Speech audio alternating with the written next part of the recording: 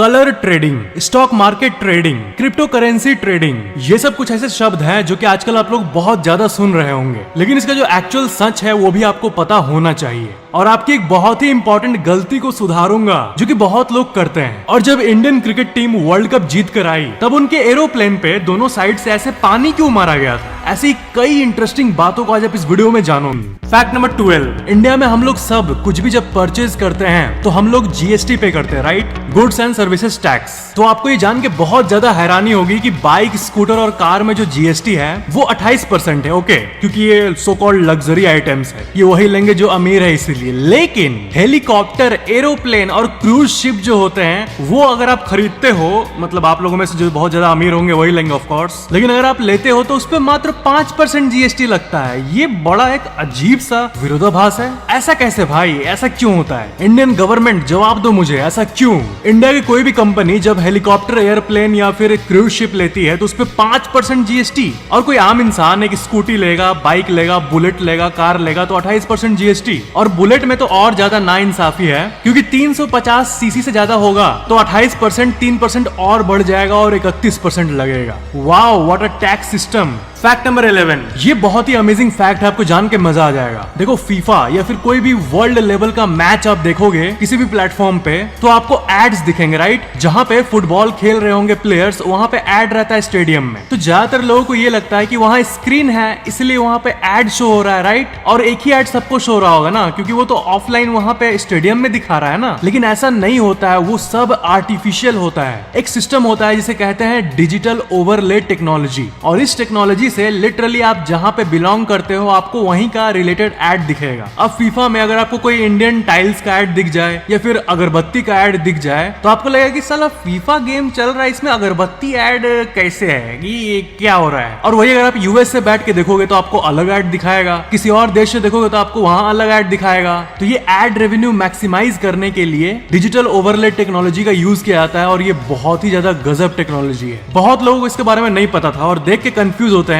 कि फीफा जैसे गेम में इंडियन कंपनी ने कैसे ऐड दिखा दिया, वो भी वर्ल्ड लेवल पे। तो असल में ये सच्चाई है, लोकेशन बेस्ड होता है ये एड्स। फैक्ट नंबर 10, ये कैजुअल सा फैक्ट है और इसको आपको थोड़ा सा लाइटली लेना होगा। देखो, ये करेक्शन रिलेटेड फैक्ट है। मैंने बहुत लोगों को देखा है कि जब भी वो डेसिमल्स की बात करते हैं, जैसे कि 0.50 या फिर 0.80, तो ऐसे कहना सही होता है। जब स्क्रीन पे आपको दिखे 0.50 तो आपको 0.50 ही बोलना है, 0.50 नहीं बोलना है। लेकिन अगर आप 100 लोगों से पूछोगे तो उसमें से 30 लोग ऐसे बोलते हैं 0.60, 0.80, 0.50, और इंग्लिश में बोलते हैं 0.40, 0.50, 0.30। ऐसे नहीं बोलना है। डेसिमल के बाद वाला जो नंबर है उसको आपको तोड़ तोड़ के बोलना होता है, 0.30, ना कि 0.30 या फिर 0.40 बोलना है, ये नहीं कि 0.40। तो इसको हमेशा सेपरेटली पढ़ना, एक साथ मत पढ़ देना, नहीं तो गंवार लगोगे।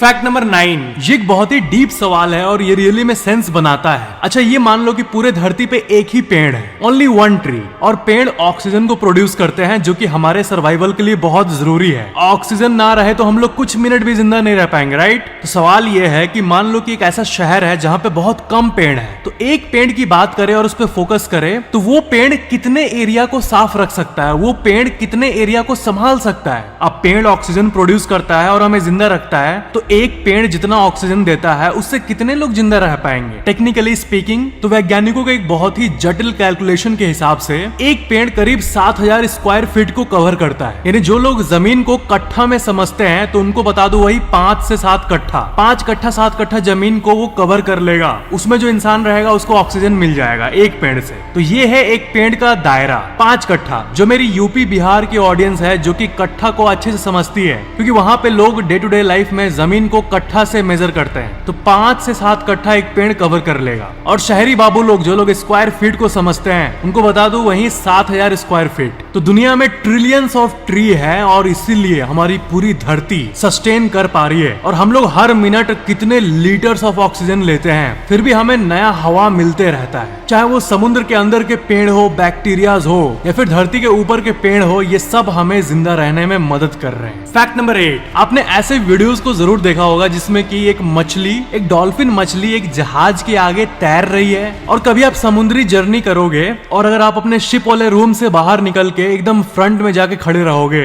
और शिप का जो नोज होता है आगे वाला नाक, उसके आगे देखोगे तो बीच समुद्र में बहुत सारे डॉल्फिन्स तैर रही होगी शिप के नाक के आगे। तो ये भला ऐसे क्यों करती है? तो आपको मैं बता दूं, इसका आंसर बहुत ही ज्यादा इंटरेस्टिंग है। डॉल्फिन्स बहुत इंटेलिजेंट क्रिएचर्स होती है, ये तो आपको पता ही होगा। तो वो इफिशियंसी को बहुत ज्यादा पसंद करती है कि कम मेहनत को लगा के वो कैसे तैर पाए। तो जब जहाज आगे बढ़ती है तो वो वाटर को भी ठेलती है। तो ये डॉल्फिन्स अपना एनर्जी को सेव करने के लिए शिप्स के आगे चल जाती है और वहीं पे जो पानी को शिप ढकेल रहा है उसी एनर्जी को ये यूज करके तैरती है। यानी सही में ये बहुत दिमागदार क्रिएचर्स होते हैं और इन्हें ये करने में बहुत मजा भी आता है। जैसे इंसान को मजे के टाइम डोपामिन फील होता है, वैसे इनको ये करने में बहुत मजा आता है। फैक्ट नंबर 7, ये एक बहुत ही अमेजिंग फैक्ट है। आपको मैं बता दूं एक टर्म वाटर सैल्यूट। जी हाँ, वाटर सैल्यूट एक एक्चुअल टर्म होता है जो कि एरोप्लेन्स को दिया जाता है। जैसे इस बार जब हमारी टीम इंडिया जीत कर आई थी वर्ल्ड कप, तब उनके प्लेन को ऐसे वाटर सैल्यूट दिया गया था। अभी देखने में बहुत मस्त लगता है और ये इसलिए दिया गया क्योंकि इसमें हमारी टीम इंडिया बैठ के आई थी। तो वाटर सैल्यूट एक्चुअल में बहुत पहले से होता है, लेकिन अभी इस टाइम जब टीम इंडिया जीत कर आई तब बहुत लोगों ने इस चीज को ऑब्जर्व किया कि हाँ, वाटर सैल्यूट नाम की भी एक चीज होती है। फैक्ट नंबर 6, ये एक बहुत ही गहरा सा फैक्ट है। जैसे आपने सुना होगा कि हमें शरीर में पानी हमेशा बैलेंस्ड मात्रा में पीनी चाहिए। तो जो लोग कम पानी पीते हैं उनको कहा जाता है कि ज्यादा पानी पीबे और हाइड्रेटेड रहे चुपचाप। लेकिन जो लोग ज्यादा पानी पीते हैं उनके लिए भी तो बॉडी के लिए अच्छा नहीं है। तो क्या कोई ऐसी घटना हमारे हिस्ट्री में डॉक्यूमेंट हुई है जिसमें इंसान पानी पीने के चलते मर गया? तो जी हाँ, सिंथिया लुसेरो नाम का एक एथलीट था, उसके साथ ये साल 2002 में हुआ था। और मैं बता दूं, ये अजीब सा केस कि ज्यादा पानी पीने से मौत,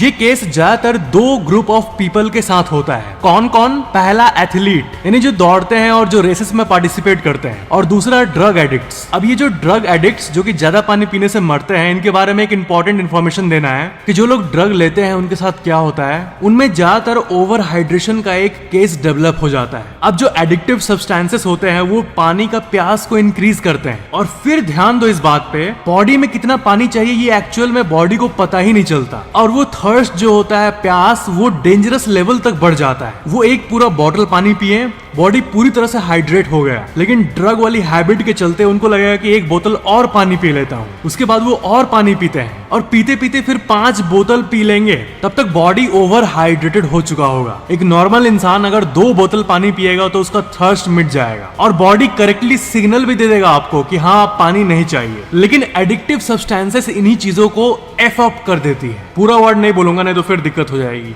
फैक्ट नंबर 5, ये बहुत ही अमेजिंग फैक्ट है। धरती पे कुछ कुछ ऐसे जगहें होते हैं, प्लेसेस, जहाँ पे एक यूनिक सी चीज होती है और वो सिर्फ वहीं पे होती है। तो अमेरिका में एक पेडरसन ग्लेशियर नाम का एक ग्लेशियर है जो कि अपने विशाल ग्लेशियर के रूप में रहता है। तब तो ग्लेशियर के रूप में रहता ही है ऑफ कोर्स, लेकिन उसके ऐसे साइकिल्स रहे हैं कि एक टाइम पे आके वो ऐसा हो जाता है, बिल्कुल नॉर्मल सा माउंटेन, और वही फिर कुछ डेकेड्स में फिर से ग्लेशियर बन जाता है। फैक्ट नंबर 4, ये और भी ज्यादा डीप फैक्ट है। ये देखो, 2 हाथ आपको दिख रहे हैं स्क्रीन पे और इसे कहा जाता है डार्क रियलिटी ऑफ लाइफ। आप अपने हाथ को देखो एक बार, अभी देखो, चलो मोबाइल से नजर हटाओ, हाथ पे देखो। आपका हाथ कितना जवान है, राइट? कितना सुंदर है, कितना नॉर्मल है, कितना ओके है। लेकिन ये कोई नॉर्मल बात नहीं है, बल्कि बहुत प्रीशियस बात है, क्योंकि एक टाइम पे आके हाथ ऐसा हो जाएगा बस कुछ ही डेकेड्स बाद। यानी इंसान को हमेशा हम्बल रहना चाहिए, because no one is getting out alive in this game of life.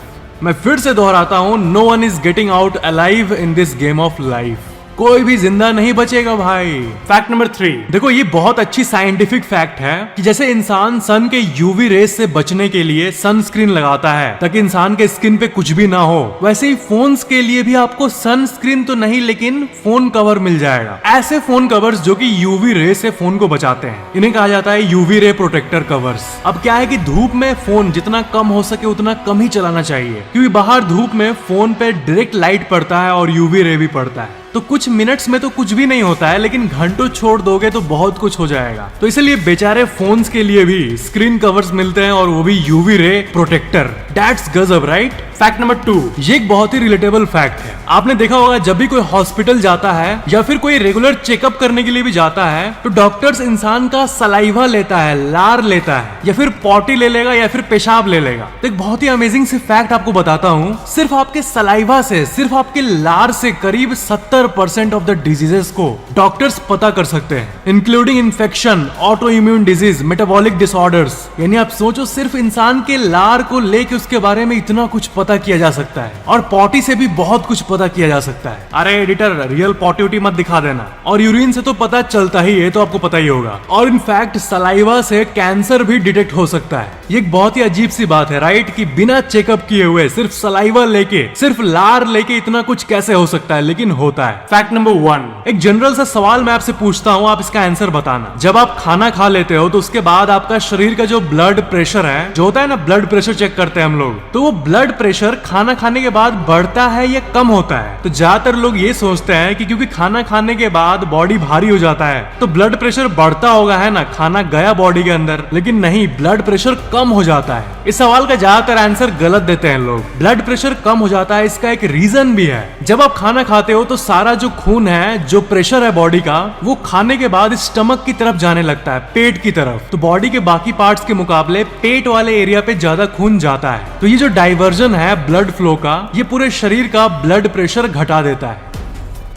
Colour trading, ये आपने आजकल बहुत देखा होगा इंस्टाग्राम रील्स और यूट्यूब रील्स पे। लेकिन देखो, ये हमारे देश की युवा की बात है, इसलिए मुझे लगा कि इसके बारे में आप लोगों को बताना बहुत ज्यादा जरूरी हो गया है। क्योंकि देखो, ट्रेडिंग शब्द आजकल ट्रेंड में है, और ट्रेडिंग बहुत सारी चीजों में किया जाता है, जैसे कि stock market trading, forex trading, crypto currency trading, और बहुत टाइप के ट्रेडिंग होते हैं। लेकिन ये जो मार्केट, क्रिप्टो, ये सब ट्रेडिंग है, ये सब एक बहुत बड़े ग्लोबल मार्केट का पार्ट है। एक ऐसी मार्केट जिसमें पूरी दुनिया के हर एक इंसान का हाथ है। तो असल में रियल ट्रेडिंग उसे कहेंगे जो कि स्टॉक मार्केट या फिर क्रिप्टो से रिलेटेड हो। लेकिन ऐसे बहुत सारे गेम्स आ गए हैं आजकल जो कि आपको ट्रेडिंग के नाम पे बस गुमराह कर रहे हैं। उसमें से एक हो गया कलर ट्रेडिंग। कलर ट्रेडिंग को तो कलर ट्रेडिंग बोलना ही नहीं चाहिए, कलर लक बोलना चाहिए। क्योंकि कोई भी गेम में आपके पास जो स्किल है उससे अगर आप नहीं जीत पाओ और लक मैटर करे तो उसे ट्रेडिंग या किसी भी तरह का बिजनेस नहीं कह सकते हैं। और कलर ट्रेडिंग एक प्रेडिक्शन बेस्ड गेम है जो कि ज्यादातर लक पे रिलाई करता है, क्योंकि उसका आउटकम रैंडम होता है और उसमें आपका कोई कंट्रोल नहीं होता है कि कौन सा कलर आएगा, और बस आपको एक इल्यूजन ऑफ स्किल दिखता है कि हाँ आप खेल रहे हो गेम को। लेकिन वो पूरा सिस्टम ऐसा बनाया हुआ है कि वो एडिक्टिव है और आप उसमें लॉन्ग टर्म में जीत ही नहीं सकते। जैसे अगर कोई ऐसी चीजों को खेलना शुरू करता है तो शुरू में उसे लगे कि हाँ मैं जीत रहा हूँ, वाओ अब तो मजा आ रहा है। लेकिन ये एक बहुत बड़ा इल्यूजन होता है, क्योंकि आगे जाके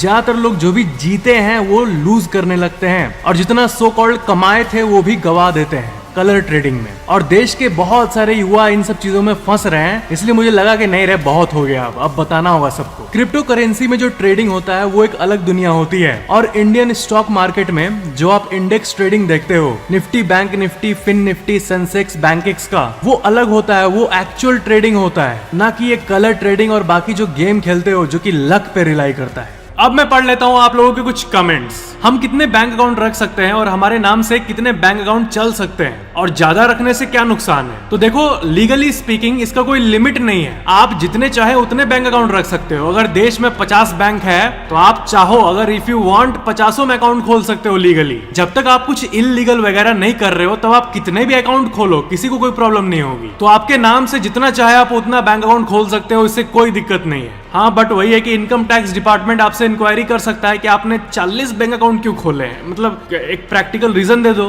तो इसका आंसर रेडी होना चाहिए, जैसे कि फॉर एग्जांपल आप क्रेडिट कार्ड के लिए खोले हो, हर बैंक से क्रेडिट कार्ड आपको मिल सकता है लोन के लिए वगैरह वगैरह। भाई, इंडियन डेटा को अमेरिकन डेटा से कंपेयर करके दिखाया करो प्लीज। फॉर एग्जांपल आपने इलेक्ट्रिसिटी सोर्सेस ऑफ इंडिया का शो किया है, तो उसे अमेरिका या किसी और देश से कंपेयर करके दिखाओ ना। तो आप इस फैक्ट की बात कर रहे हो जिसमें मैंने दिखाया था कि कितना प्रोडक्शन कहां से आता है बिजली का। जैसे कि इंडिया के टोटल बिजली प्रोडक्शन का मात्र 3% न्यूक्लियर एनर्जी से आता है और 55% अभी भी कोल से आता है, कोयला से। तो चलो इसे अमेरिका से कंपेयर करते हैं। तो अमेरिकन डेटा ये है, वहां पर 37% नेचुरल गैस से आता है, 24% विंड मिल्स और ये सब रिन्यूएबल से आता है। और ये बड़ा अमेजिंग है कि वहां अमेरिका में न्यूक्लियर प्रोडक्शन 19% है, यानी पूरे अमेरिका का 19% बिजली न्यूक्लियर से आता है। वाओ! और कोल से मात्र 17% आता है। ई सिम कार्ड क्या सही है? हाँ, ई सिम मैंने यूज किया है, और ई सिम में आपके फोन में ही सिम इंस्टॉल हो जाता है और आपको फिजिकल कार्ड की जरूरत नहीं पड़ती। लेकिन एक वर्स्ट केस आप सोचो कि मान लो आपका फोन ब्लैंक हो गया है, स्क्रीन काम नहीं कर रहा है, तो फिर फिजिकल सिम में क्या होता था कि आप निकाल के दूसरे फोन में लगा लो, आपका जो भी बैकअप फोन है, फिर आप नॉर्मली सिम को यूज कर पाते थे। लेकिन इस सिम में अगर मोबाइल गया तो सिम भी चला जाएगा तुरंत, साथ ही साथ। फिर आपको सिम के दुकान में जाके अपना आईडी कार्ड वगैरह देके